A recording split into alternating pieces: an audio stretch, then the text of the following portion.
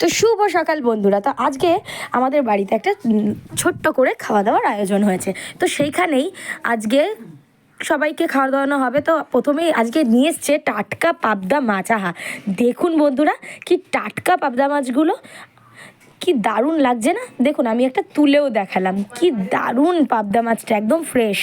আর সাইজটাও মোটামুটি ভালোই, একেবারে বড় পাবদাগুলো একেবারেই ভালো লাগে না, এই মাঝারি পাবদাগুলো খেতে বেশি টেস্টি লাগে। আপনাদের কি মত, এটাও কিন্তু অবশ্যই জানাবেন।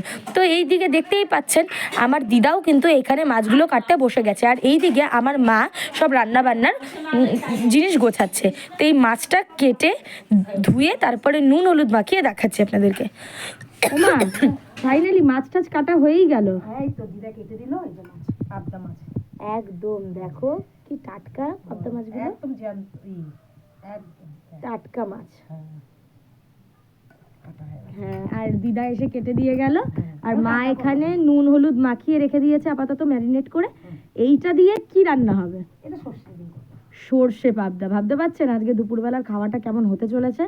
তা ঠিক আছে, দুপুরবেলা কি হবে সেটা তো অবশ্যই শেয়ার করবো। তো ভিডিওটা এখানেই কাট করছি, টাটা।